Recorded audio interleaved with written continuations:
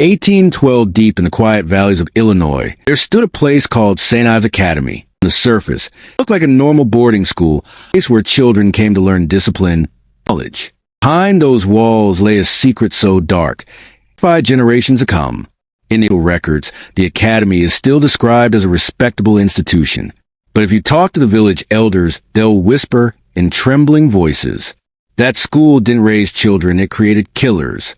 But how could a simple boarding school become a factory of murderers? Was it the brutal discipline of its teachers? A hidden psychological experiment?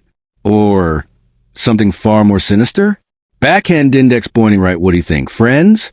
Could an institution truly control the human mind so deeply that it stripped away all humanity? Let me know in the comments.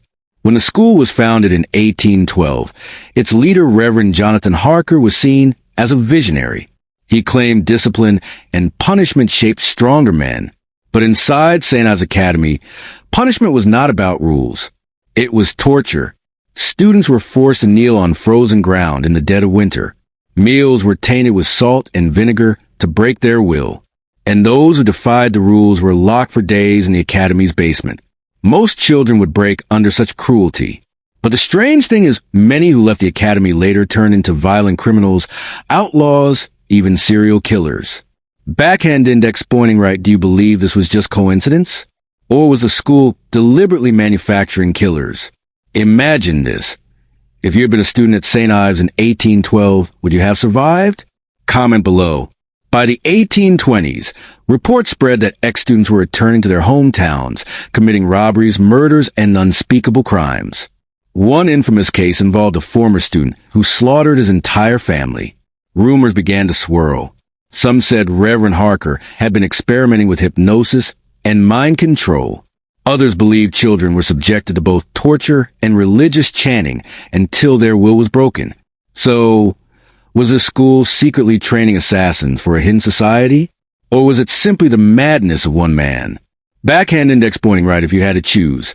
A free life with all its risks, or a life of forced discipline that turned you into a mindless killer? Which path would you take? By 1830, the academy suddenly shut down without explanation. Its building was left abandoned, slowly rotting away. Yet, locals swore that on some nights, you could still hear the screams of children echoing from its basement. Today, the ruins of St. Ives Academy are restricted. Historians whisper that torture devices still remain buried under its stone floors. Backhand index pointing right. So what do you think? Was this just a legend?